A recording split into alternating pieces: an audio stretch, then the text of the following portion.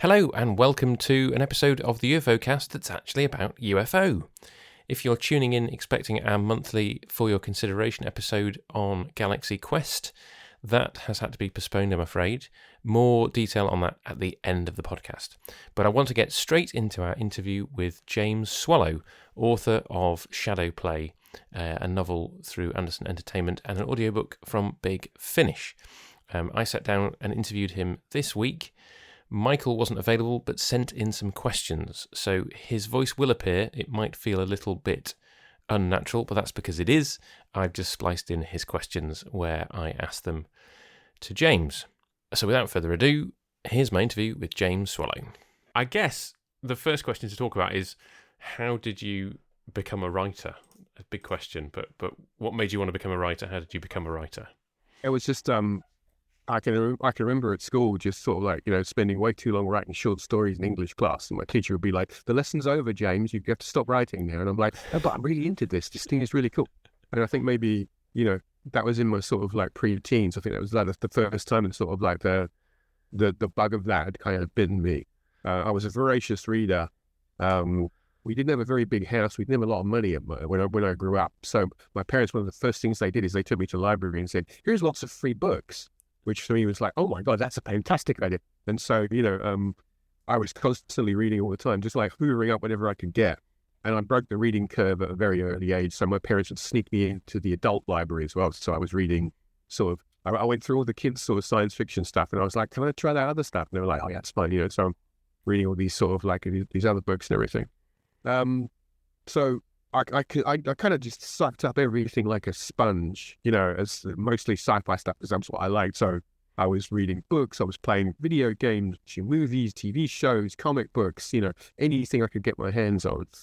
And when it kind of occurred to me that, maybe you can make up your own stories, wouldn't that be a cool thing?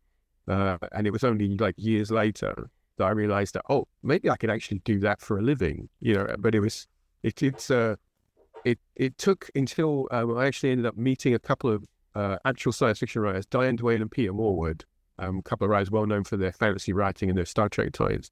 I went to a very early sci-fi convention. I met them, and I can remember saying, I kind of like to do what you do, and rather than sort of like go, yeah, okay, kid, and kind of pat me on the head and send me on my way, they both went, yeah, you could do this. It's not magic.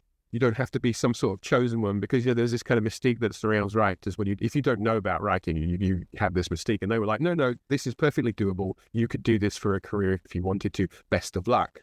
And that's with me. And I thought, well, if they say I can do it, maybe I can do it. And that was it. And I got into kind of writing for an audience. I wrote for a lot of different fanzines.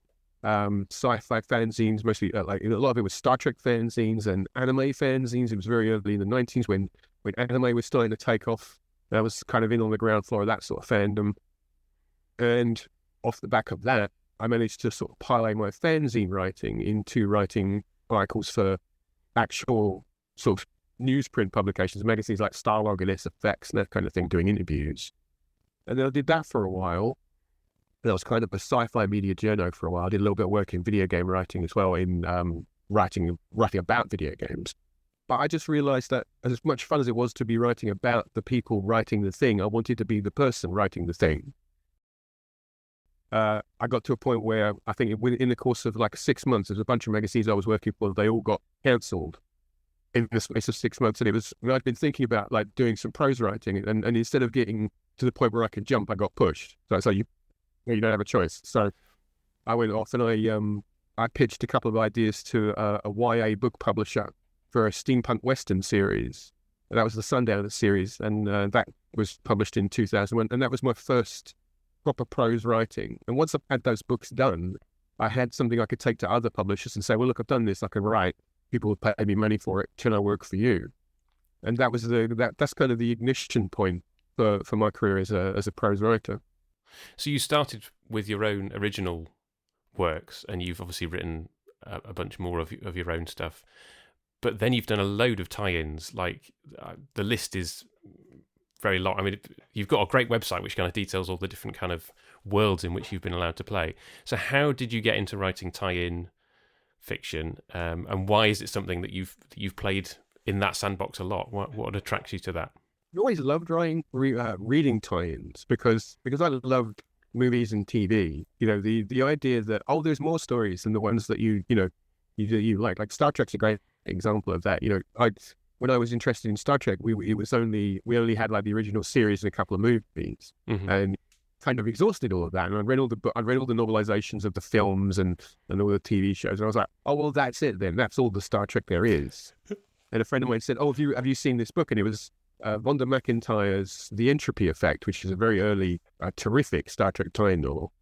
And I was like, what, more Star Trek? There's more stuff out there? He's like, oh yeah, it's like, look, there's all this. And I was like, oh great, more of the thing that I love to read. And I'd previously encountered tie-ins with sort of novelizations of films and stuff, like, Alan Dean Foster's novelization of Alien and the Gene Roddenberry's novelization of Such a Motion Picture, and the Foster's Star Wars novelization, which had all added kind of, if you read them, they add more material to those fictional worlds. But then the idea that there are more stories, not just adaptations, that was really cool. And again, I thought I would love to do this because I would love to tell stories with these characters. I'm never going to be able to write an original series story about Kirk and Spock for the TV show because that show doesn't exist. But the books are going on. It's like, could this be something that I could do? And I had the opportunity to do some audio drama stuff for the guys at Big Finish for the Judge Dredd franchise, for 2008's Judge Dredd. And at the same time, Black Flame was another publisher that I was working with, who were doing the Warhammer novels for their Black Library imprint, but they were also doing tie-ins for New Line Cinema movies and 2000 AD, and they were like, well, do you want to try this? And so I got to do a Judge Dredd novel, and I did a little bit of work for the Warhammer franchise, which is obviously, it's not like based on a TV show, but it's a board game, and it has its own sort of rich background lore. Similar structure, here's a pre-existing universe with characters and environments and what have you. Tell a story in that world. And once I kind of got my foot on that rung, the thing about writing tie-in fiction is it's very different from writing any other kind of fiction. If you look at kind of commercial, proper big boy publishing, it's very, very different, the landscape of it, because you have to write to a very tight deadline. You have to write to the structure of the franchise. You have to be able to get the voice of the franchise. There's a lot of restrictions, a lot of extra hoops you have to jump through as a writer. And it's really difficult to do.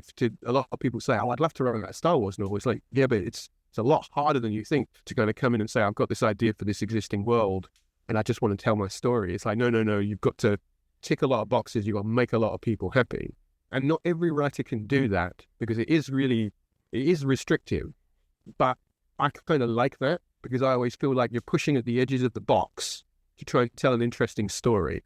I look at the restrictions as a way to kind of spur my creativity rather than sort of restrict it. But so you have to have all that kind of tool. And the thing is if you write tie-in fiction, you tend to get tie-in fiction jobs, right? Because it's once you are a proven quantity in that sort of field, because it has a very specific skill set and a very specific set of needs. Editors will go, who's good at this?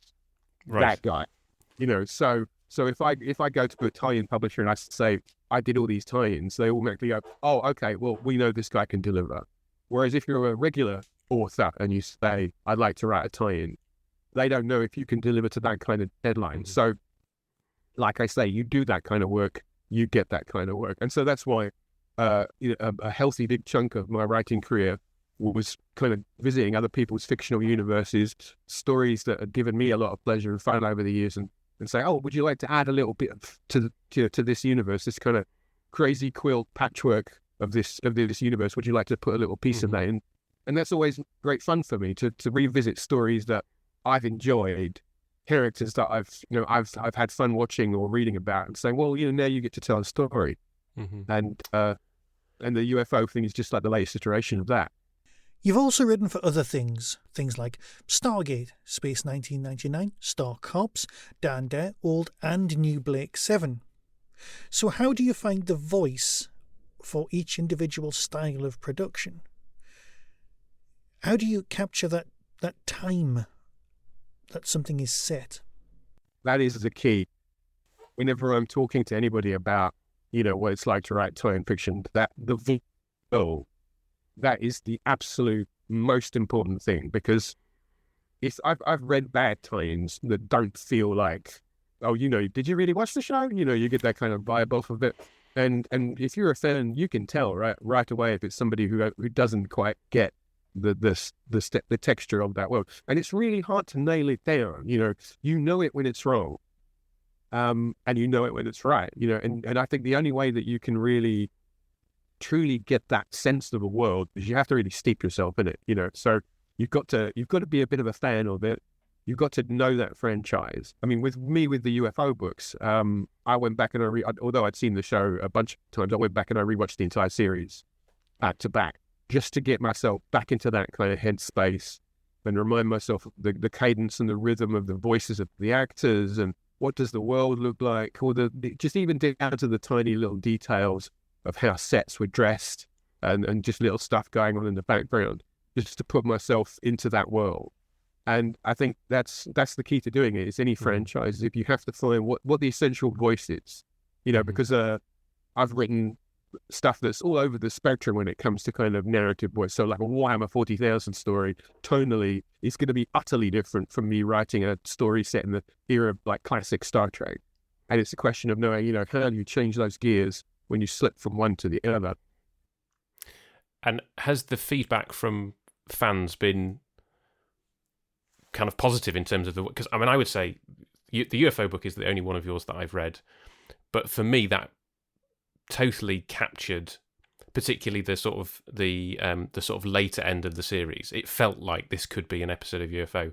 Have you had that kind of consistent feedback that you have captured the worlds in which you've played?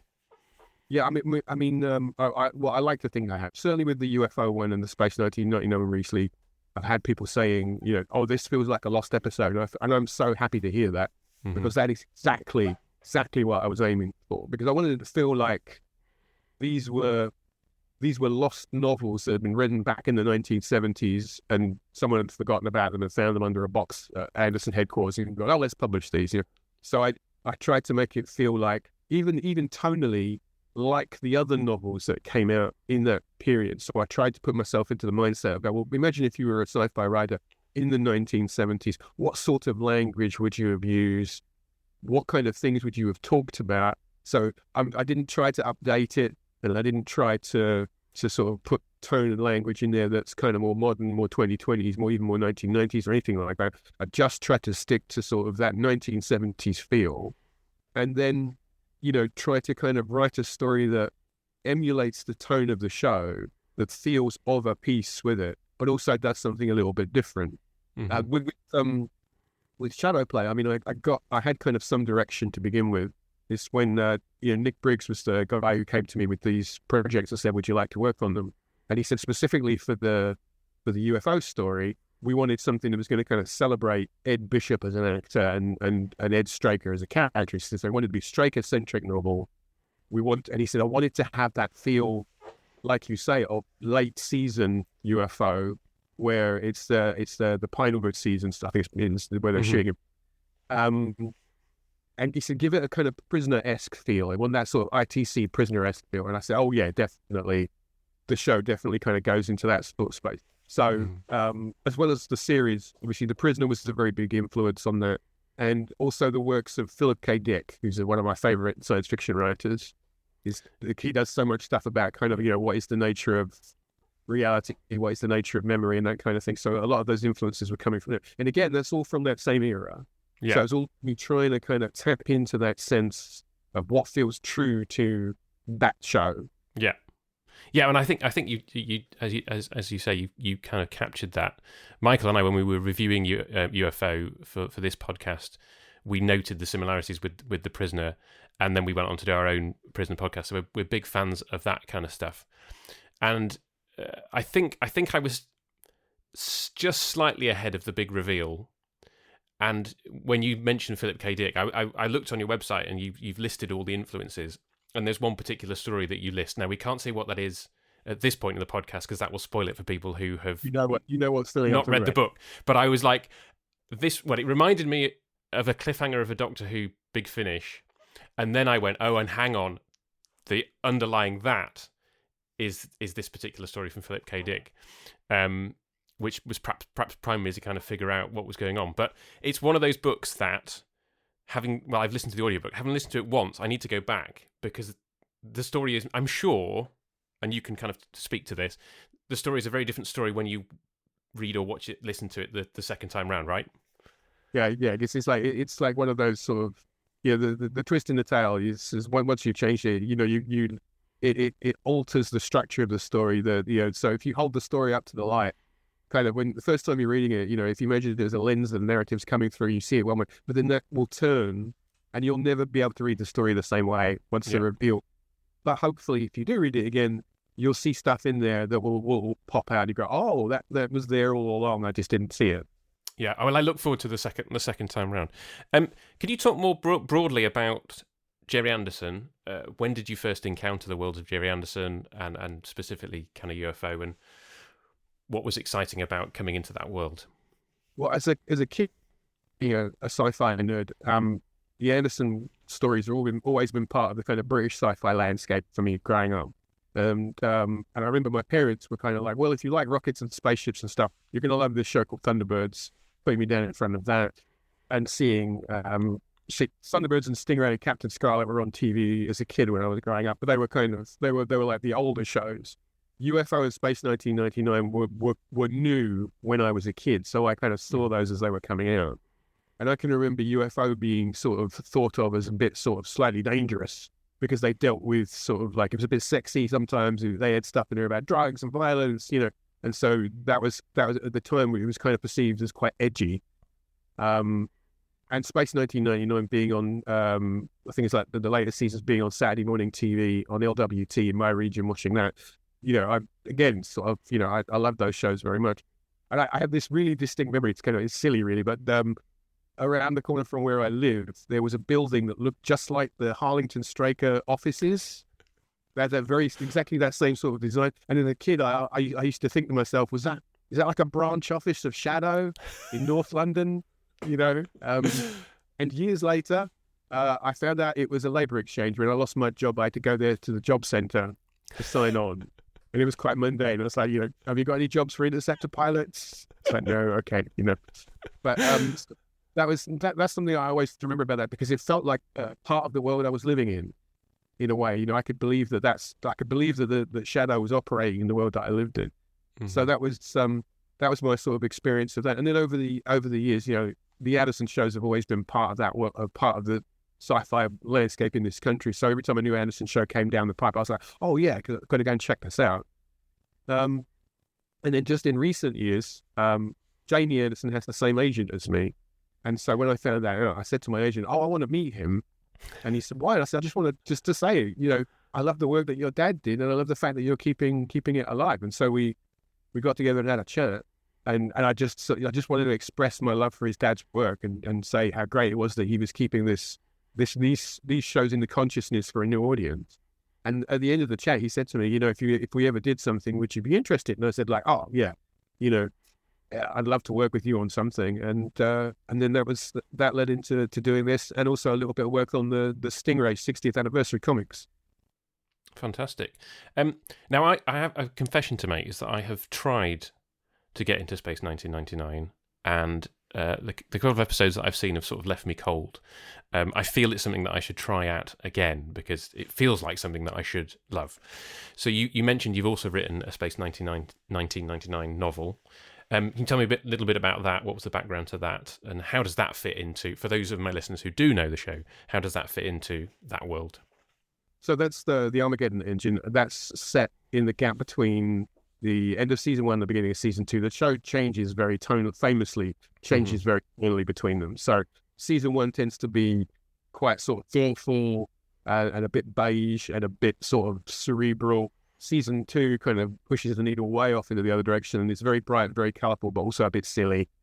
So, but there's a lot more action in it. So I tried to write a story that kind of synthesizes the two, that feels, most people like season 1 better. So it's a season 1 story, but I tried to give it the action of season 2.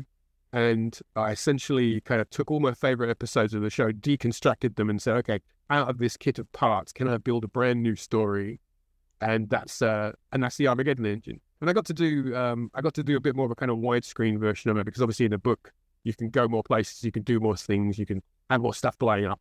So so that's what I did with that. And again, I tried to work very hard to make sure that it feels like it's of a piece from Space 1999. That you could watch that show and then go straight to the novel, and it wouldn't feel tonally like it doesn't fit. Can you talk a little bit about your writing process? I often get this question. People say, like, do you have a sort of set process? And I should say yes, but I'm terribly lazy about my things. I'm supposed to keep.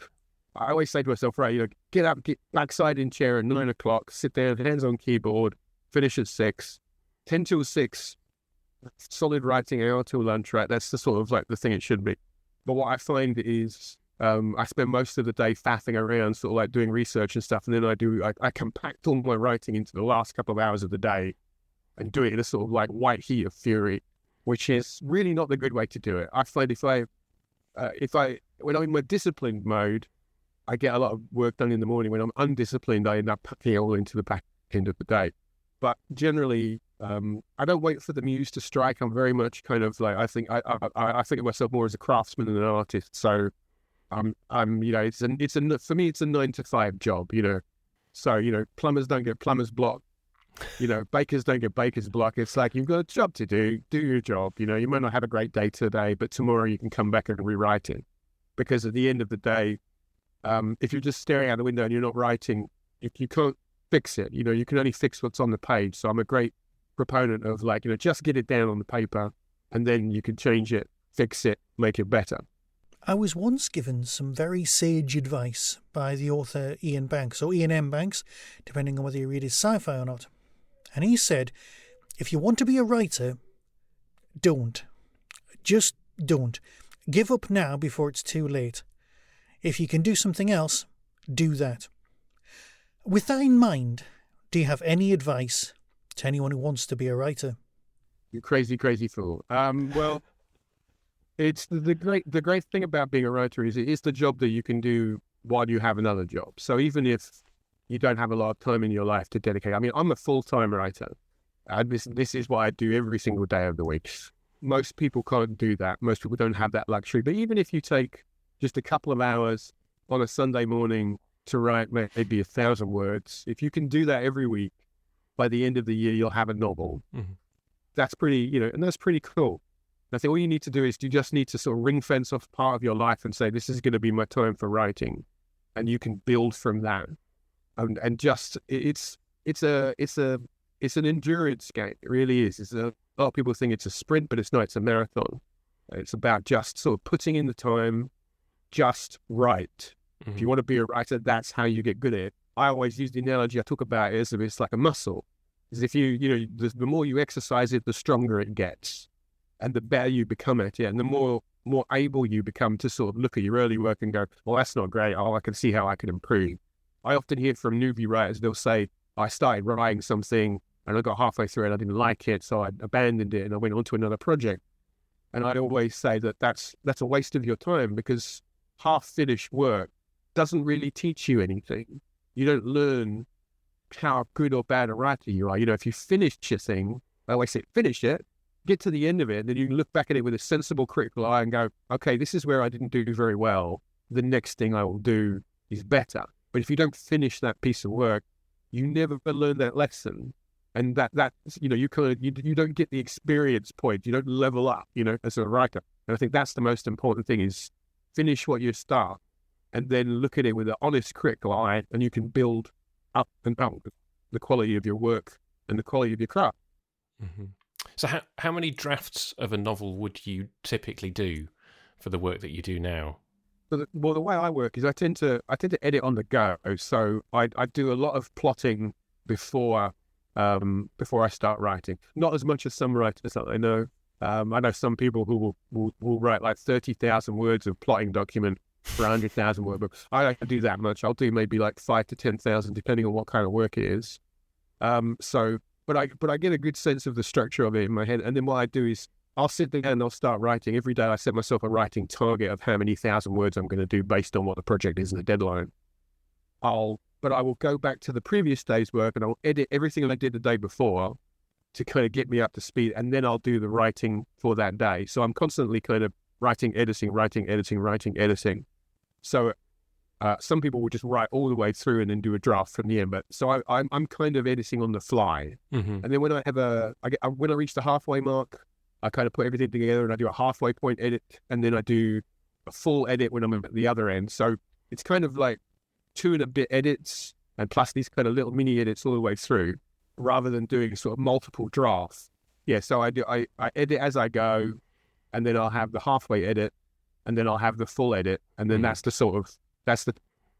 not exactly the final draft, but to me that's the kind of like, okay, I've now finished writing, and that's the version I'll send out to maybe a publisher or my beta readers, and then maybe there might be some more edits and some nips and tucks here and there. But for me, that's kind of the job done at that point. Given the nature of what you do, I guess it's very difficult for you to talk about what you're doing now, particularly if it hasn't been announced yet. So, 2-part question: what can you tell us about what's coming next, as it were? And is there a world that you haven't played in yet that you would like to play in? In terms of what I'm working on right now, I can't talk much about it. I'm working on a new thriller novel, which hasn't been announced yet. And I've got another comics project that's going to be coming up later in the year, and another video game project, which is very super top secret that I'm not allowed to talk about. So right now, I've got a bunch of things in the works, none of which I can really speak about. So watch this space. Keep watching my Twitter feed and my website. I'll talk about that as soon as I can. As to your second question about other fictional worlds I'd love to visit. Oh yeah, there's a load. There's lots of characters and stories I'd love to do. I mean, for a long time, I actually tried very hard to kind of, get into doing a Star Wars tie-in, but that's quite hard to break into doing that. That would be great because I was, I'm a child of the Star Wars generation, so it would be fun to kind of write a story in that world. I did do a video game project set in the prequels era, but it would be great to do a novel or something like that. I think in terms of characters and worlds, I'd love to do a James Bond story or, Indiana Jones. Those are franchises that I really, really love. And then a lot more of the other stuff is kind of obscure, more sort of like culty stuff, like, Escape from New York or Buckaroo Banzai or Tron, stuff like that, cult movies and stuff that I really enjoy that I'd love to do, maybe write like a book or a comic based on them. But generally, there's so many great sort of stories and worlds out there that are so rich. And there's so many of them. I think, it would be fun to sort of, take a little paddle in that ocean and tell a little story. Is there another Anderson show that you haven't done that you'd like to? What would be top of your list if you had a choice? Well, I mean, UFO and Space 1999 were top of my list, so I ticked those boxes. I'm really happy about that. I think, I guess Thunderbirds is the big one, right? That's the iconic Anderson show. So to do a Thunderbird story, I think would be a lot of fun. Do you have an idea? It's funnily enough, many years back, I think in the 1990s, when the Thunderbirds comics were rebooted, I did pitch a Thunderbirds comic. So I nearly wrote a Thunderbirds comic years ago, and I picked in a masterpiece of absolutely awful timing. I pitched it like 2 weeks before the comic got cancelled. So that's why. So I never had the opportunity to do that. So, but yeah, I mean, I think it would just be fun to sort of feel around in that world. I've just recently rewatched them all again, actually. Looking back at it now, thinking, it would be fun to play with these characters and just take them on a cool adventure. Let's move on to the spoiler chat. So for anybody listening who hasn't read or listened to Shadowplay, go get it. There's a Kindle version, there's an audiobook version, and there's the hardback book. So whichever version, get hold of it. I highly recommend it. But you should probably go away now because I'm going to talk to James about spoilers. So I as I said before, I love this novel. It really captured the sort of mindbender, time lash kind of world. Even early on, I thought, is this a Reflections in the Water kind of scenario? Which, and all those you sort of name check in the book or kind of refer to. But yeah, tell me a little bit about how you came up with this idea of the alternative Ed Straker.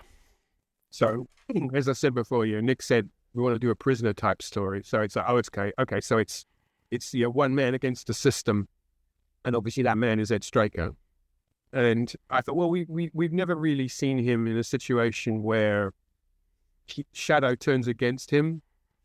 We saw it a little bit. If you look at the sort of the episode where Paul Foster is first introduced, you get to see what Shadow's like when it's not your friend. And I thought that would be fun to put Ed in that situation, the man at the top. And it plays well into the idea of him being, the character that you see as he develops through the show.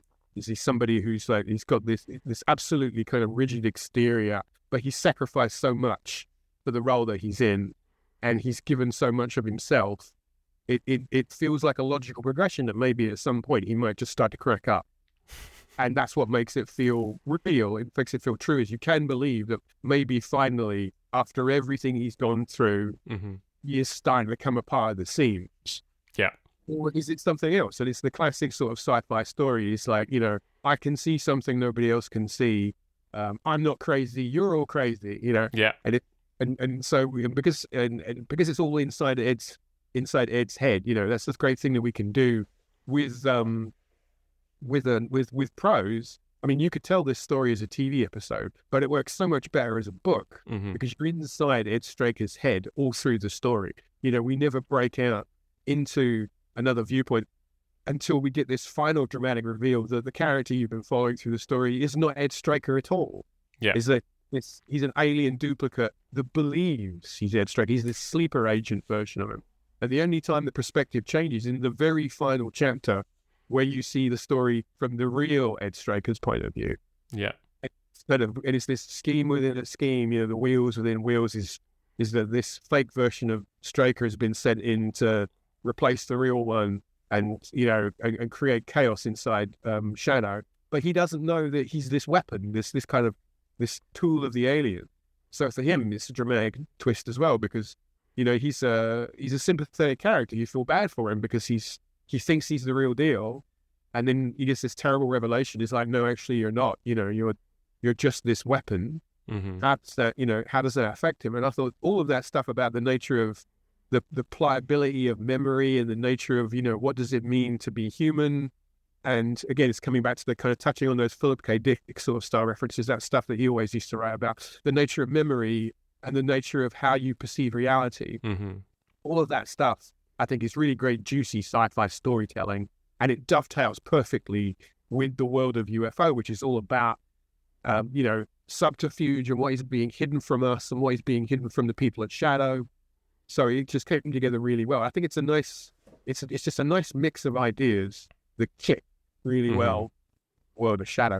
And it was fun to get into that, to just put Straker, even if it's this fake version of him, put him through the ringer in that way. And it also gave me an opportunity to put in all of the other characters that I love as well and have some moments with them. One thing I really enjoyed doing with the book was having some characters articulate questions that I felt the show had never really talked about. Right.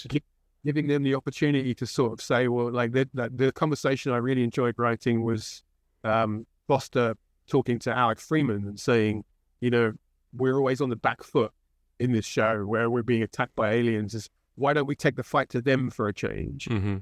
Have that conversation actually articulated between these two characters and say, well, this is why maybe that wouldn't work, but maybe we could try it, And if you're paying attention in there, you'll see there's a couple of little in-joke references. There's a very oblique in-joke reference to Space 1999 and another one to Doppelganger, the Journey to the Far Side of the Sun. I put a couple of little references to those in there just for fun. But yeah, I can't remember whether I spotted that or not. There's a reference. So the space agency in Doppelganger is called Eurosec. Oh yeah. So there's a mention of that, and there's a bit where when Foster says, "Why can't we send a spaceship to the alien homeworld?" Right. Yeah. Freeman says, "Oh, it's too far away," and he says, "Those nuclear-powered designs the World Space Commission are building, they won't be ready for another 20 years." And he's talking transport. So, yeah. Okay. So, you got to get in the weeds a little bit to get that. But I love putting in little references like, and I've had a couple of fans say to me, "Oh, I got the joke," which is always kind of a... Yeah, I mean, the thing I was looking out for was spotting all the references you made to other UFO episodes, because I was trying to work out, well, where does this fit? And you kind of pretty much referenced all those later episodes. I was like, well, this feels like it fits in there, but it must happen sort of just after all those other experiences.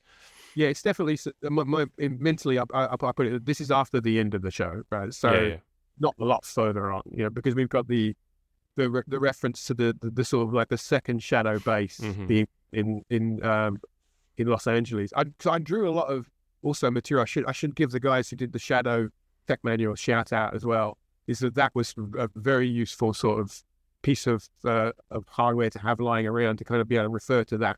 So, when I'm talking about the interior of Shadow headquarters, it's like what room is on what floor. That's the document I was looking for to try and make it all feel like it's top of a piece. Because it felt like we were seeing more of Shadow HQ than we'd ever seen on the TV show before, particularly when you were kind of talking about the going underground to where the mobiles are stored and the computer room and stuff. And it felt like it was the genuine Shadow HQ of the show, but obviously all that was on.